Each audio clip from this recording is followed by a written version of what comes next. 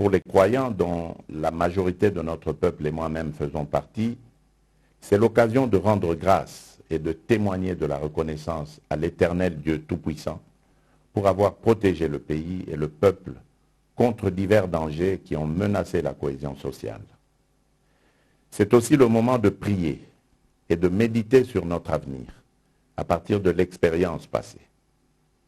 C'est surtout l'occasion de faire le bilan sur l'année passée et la possibilité de formuler des vœux pour demain et de prendre de bonnes résolutions pour atteindre la félicité collective et individuelle.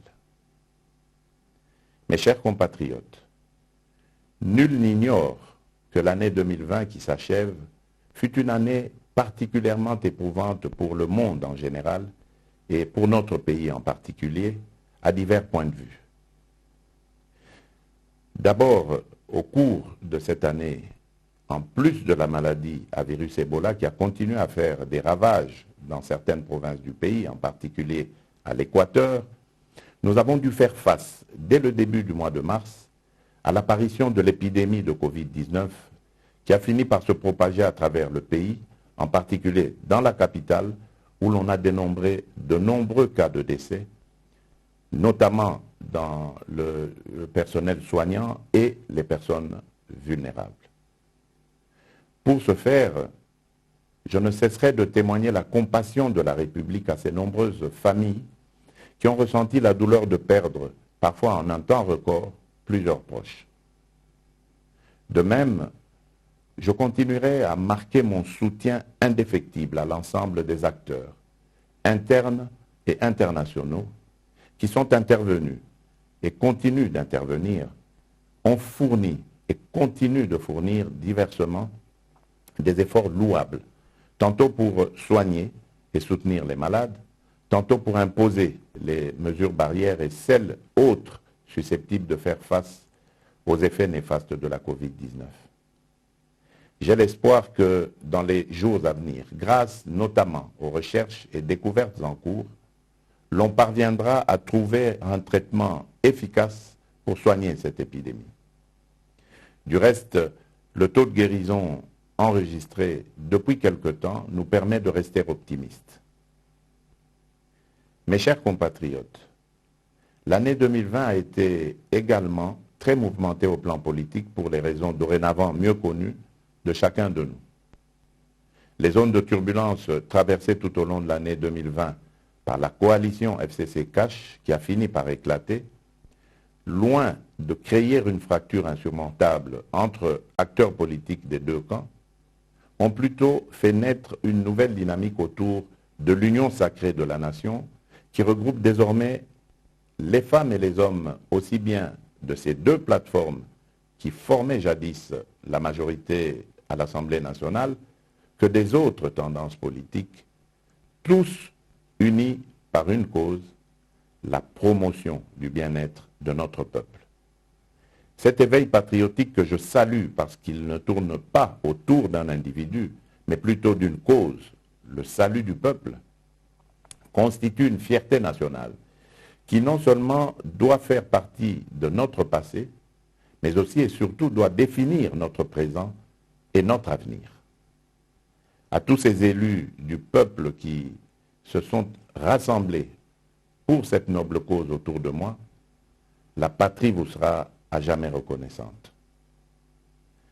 Mes chers compatriotes, je suis conscient de l'immensité de vos attentes au plan socio-économique, en particulier dans les domaines tels que la sécurité, l'emploi, l'accès aux soins de santé de base, à l'eau potable, à l'électricité, à l'éducation, etc.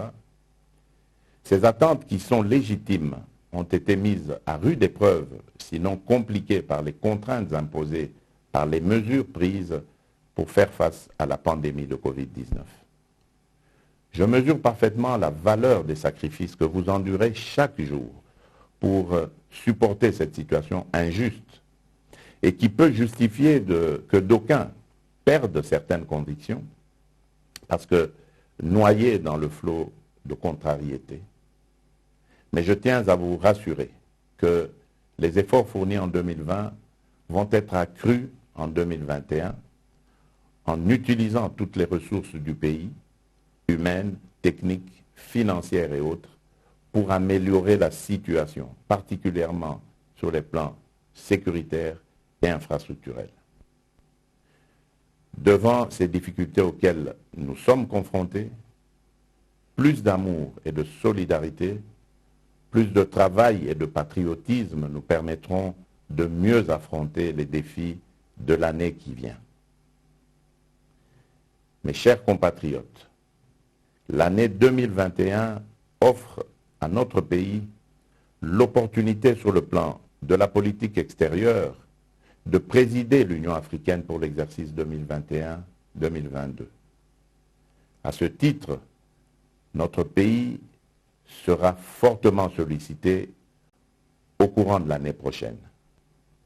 C'est pourquoi j'invite les Congolais également à ne pas se départir de leur hospitalité légendaire, et ce, dans la paix, l'unité et la cohésion nationale, mais également à capitaliser sur les opportunités de développement économique et social qu'offre cette situation.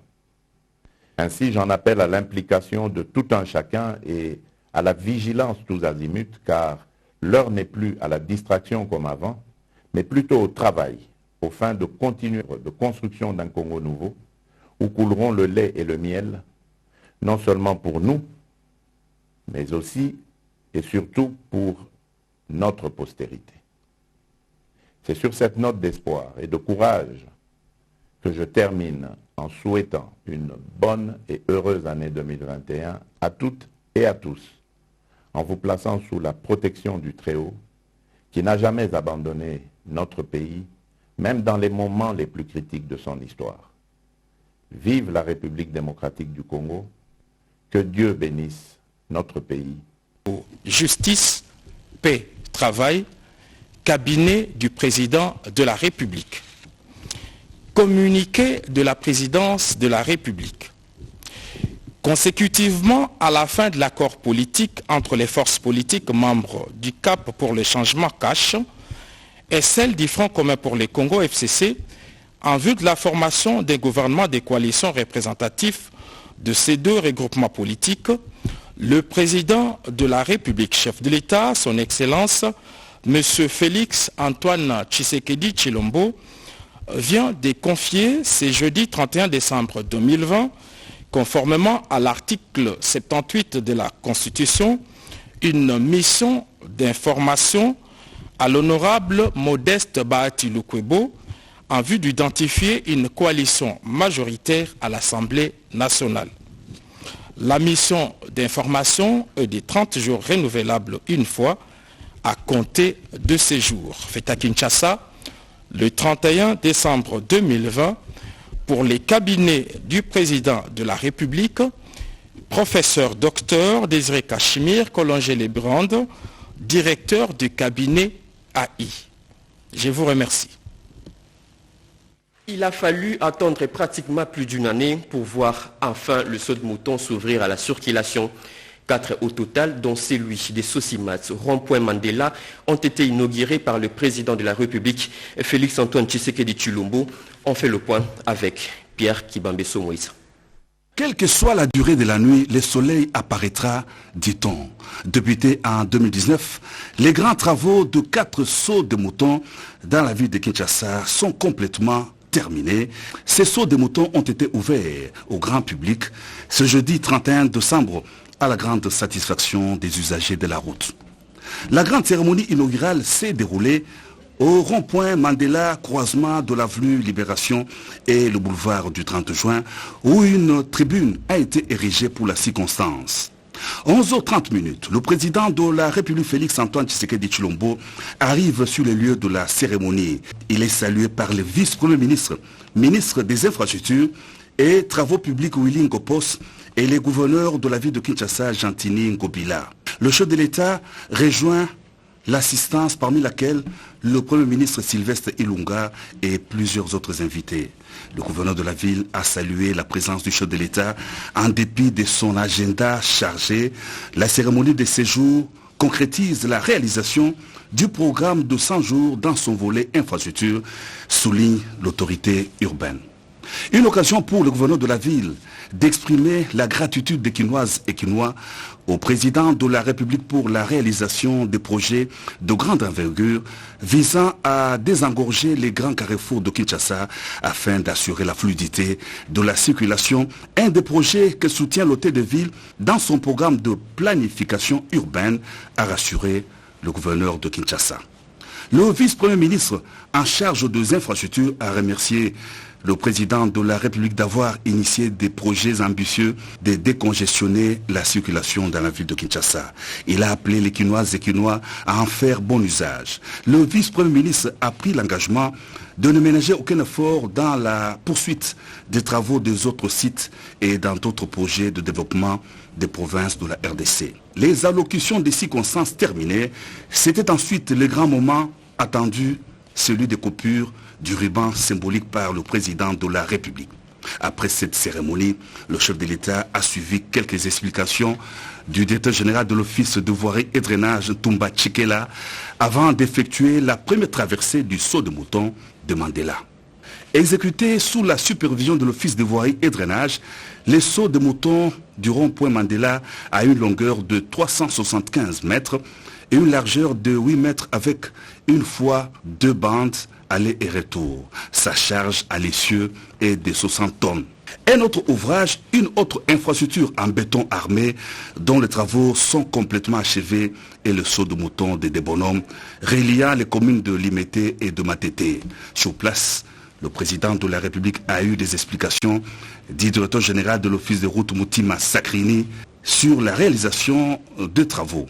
Le chef de l'État a ensuite marché sur le pont sous les ovations frénétiques de la population dynamique de la Tchangou, satisfaite de cette grande réalisation.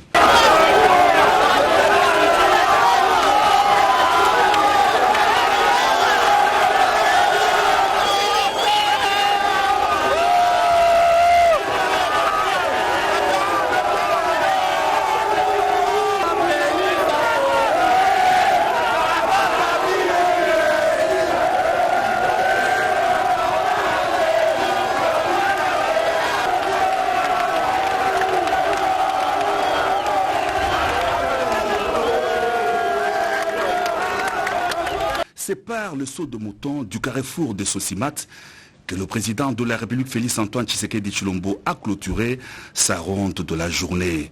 Ouverte à la circulation, cette autre imposante infrastructure a une longueur de 290 mètres. Ces travaux ont été exécutés par l'entreprise Safricas sous la supervision de l'Office de voirie et drainage en tant que maître d'ouvrage délégué.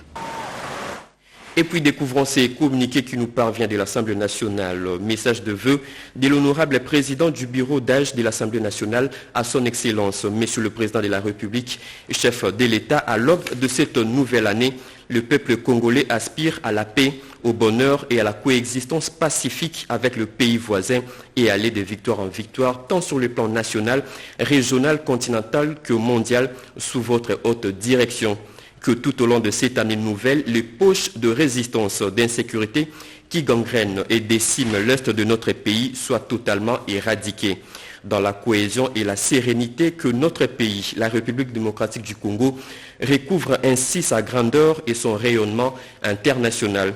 Heureuse année 2021, que le Seigneur vous bénisse et vous comble de sa grâce afin de conduire la République démocratique du Congo vers un avenir meilleur.